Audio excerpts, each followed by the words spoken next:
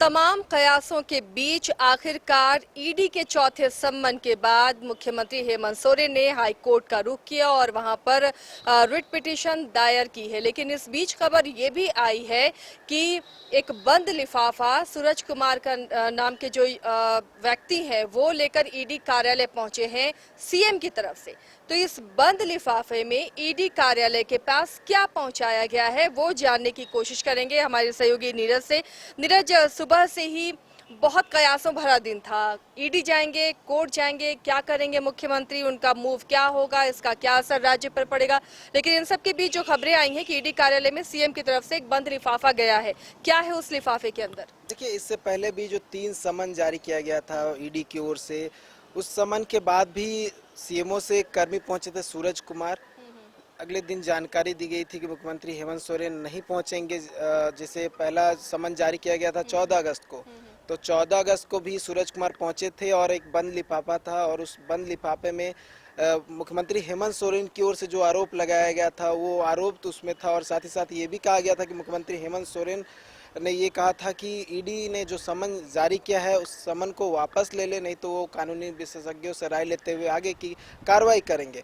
उसके बाद ईडी की ओर से जवाब दिया गया था और ईडी ने बिंदुवार तरीके से जो जवाब दिया था वो सबके सामने था।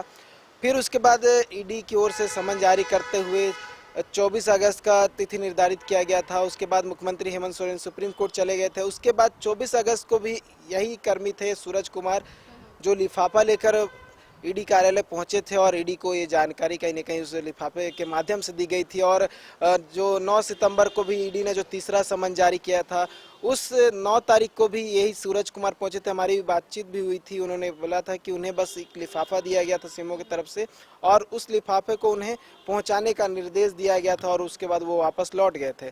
आज भी क्योंकि मुख्यमंत्री हेमंत सोरेन को पहले ही याचिका दाखिल करना था हाईकोर्ट में, लेकिन किसी वजह से क्योंकि जस्टिस केपी देव का निधन हो गया था, इस वजह से कल हाईकोर्ट में छुट्टी घोषित कर दी गई थी। तो ऐसे में आज मुख्यमंत्री हेमंत सोरेन हाईकोर्ट की ओर रुख किए हैं। हालांकि ये स्पष्ट हम लोग को पहले हो गई थी और मुख्यमंत्री हेमंत सोरेन की ओर से एक एडवांस पिटीशन जो कल आज दाखिल किया जाना था, कल ईडी कार्यालय में दिया गया था और पूर्व सूचना दे दी गई थी। और उसके साथ साथ जो ऑफिशियल कह सकते हैं, क्योंकि 3 समन के बाद हमेशा सीएमओ की तरफ से जानकारी दी जाती है और इस बार भी सीएमओ की तरफ से जानकारी दी गई बंद लिफाफे के माध्यम से और वही व्यक्ति सूरज कुमार ही वो लिफाफा लेकर पहुंचे थे और बस उन्हें ये बोला गया था कि आपको लिफाफा पहुंचा देना है। वही जो हम लोगों ने बात की, जो हमें जो बाइट्स मिली वो उसमें उन्होंने यही कहा कि सीएमओ की तरफ से बस उन्हें एक लेटर दिया गया था और पोस्टमैन की तरफ बस उन्हें पहुंचाने को कहा गया था कि ईडी कार्यालय में आपको जाना है और पहुंचा देना है। बस वो पहुंचाते हुए उन्होंने कहा कि बस ये काम उन्हें करने को कहा गया था, उसके बाद वो वहां से चले गए। तो मुख्यमंत्री हेमंत सोरेन एक और जहां कह रहे हैं कि उन्हें जिस तरह से राजनीतिक आरोप लगाया जा रहा था कि राजनीतिक माध्यम से उन्हें कहीं न कहीं परेशान करने की कोशिश की जा रही है, लेकिन मुख्यमंत्री एक तरफ से दूसरे कह सकते हैं कि अपनी ओर से जो बचाव का जो पूरा रास्ता है वो तैयार करके बैठे, क्योंकि मुख्यमंत्री हेमंत सोरेन ऐसा कभी नहीं हुआ कि जानकारी ना दी हो कि हम ईडी के जो समन जारी किया गया आएंगे या नहीं जाएंगे। लेकिन जितनी बार ईडी की ओर से समन जारी किया गया, हर एक समन पर मुख्यमंत्री हेमंत सोरेन ने जानकारी दी है, बाकायदा लिखित जानकारी दी है। तो मुख्यमंत्री हेमंत सोरेन से अपने तरफ से क्लियर है उन्हें क्या कुछ करना है और जो जानकारी ईडी तक पहुंचनी चाहिए वो जानकारी वो पहुंचा रहे हैं। एक और बात है नीरज, जब हाईकोर्ट में पिटीशन दायर की है मुख्यमंत्री ने और इस बीच ईडी को भी इत्तला कर दिया है, तो अब ईडी की कार्रवाई क्या होगी? क्या ईडी वेट करेगा? हाईकोर्ट में चूंकि मामला है तो ईडी वेट करेगा कि अब उससे जो फैसला आता है उसके बाद उसका कदम होगा?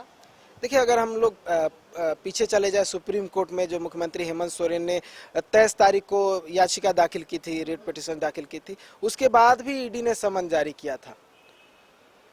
ईडी ने समन जारी करते हुए 9 सितंबर को मुख्यमंत्री हेमंत सोरेन को बुलाया था, जबकि मामला 18 सितंबर को सुनवाई हुई है सुप्रीम कोर्ट में, जहां सुप्रीम कोर्ट ने मुख्यमंत्री हेमंत सोरेन को हाई कोर्ट जाने का निर्देश दिया।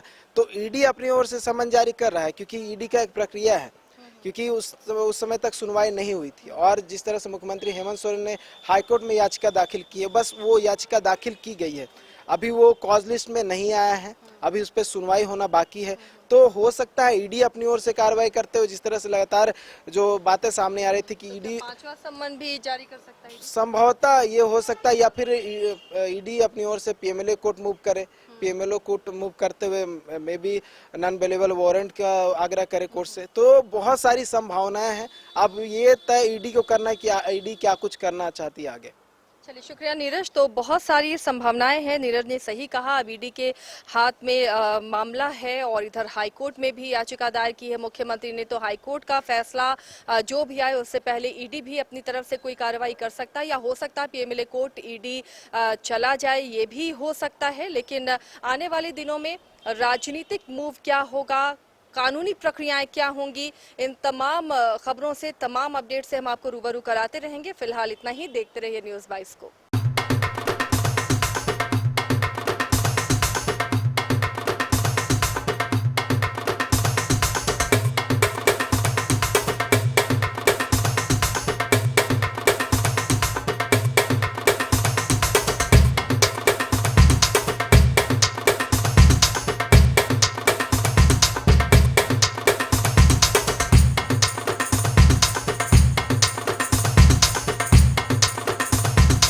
आईआईटी जी नीट एस्पिरेंट्स के सपने को पंख देने आ गया है कंप्लीट सॉल्यूशन इंस्टीट्यूट। यहाँ है smart classroom, 1-to-1 doubt clearing session, ask the expert, video solution और भी बहुत कुछ। मतलब हम करेंगे आपको गाइड, बनेंगे आपके mentor. Foundation classes from class 6 onwards for your bright future. Visit complete solution institute.